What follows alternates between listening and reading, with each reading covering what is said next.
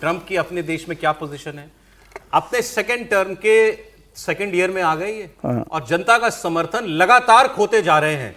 और एक सर्वे की रिपोर्ट के मुताबिक, अमेरिकी सर्वे की रिपोर्ट के मुताबिक, ट्रंप की अप्रूवल रेटिंग बिल्कुल जबरदस्त तरीके से धड़ाम हो रही है। इनकी करंट अप्रूवल रेटिंग इस वक्त है 36%। 36%।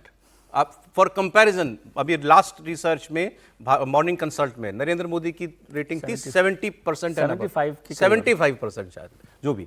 तो ये अपने बेस को, जितनी की लोवेस्ट न्यूनतम अप्रूवल रेटिंग ट्रंप की रही है, उसको ये टच करने वाले हैं, जो 2020-21 के इनके पहले टर्म में 34% थी।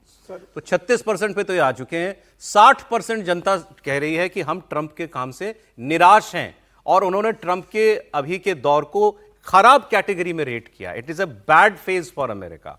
26% लोग ऐसे हैं सिर्फ जिन्होंने ट्रंप के काम को संतोषजनक बताया है। इस सर्वे रिपोर्ट के मुताबिक 18 से 29 साल के यूथ जनरेशन का भरोसा अब ट्रंप पर बिल्कुल नहीं है।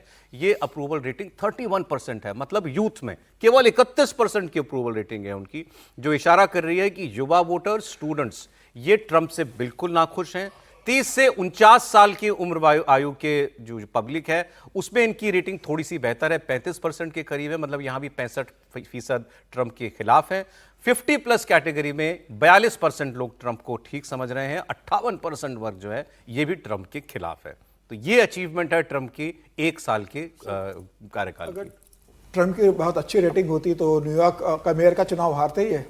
तो जिस तरीके से, तो मैं तो भारत का उदाहरण दूंगा, जिस तरीके से 2004 से लेकर 2014 तक मनमोहन सिंह की सरकार रही, और जिस तरीके से भारी गिरावट आई करप्शन इस मामले को लेकर, उसका खामियाजा कांग्रेस को अभी तक भुगतना पड़ रहा है।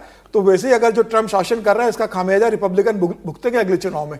अब ट्रंप तो चुनाव लड़ नहीं पाएंगे क्योंकि उनका सर ये भी बता दो, हमने एक दिन थोड़ी चर्चा की थी इस पे, अच्छा आपने करने वाला अमेंडमेंट, वो तो अमेंडमेंट पर चल ही रही है ना। ये अपने कॉन्स्टिट्यूशन के अमेंडमेंट में के रास्ते खोज रहे हैं।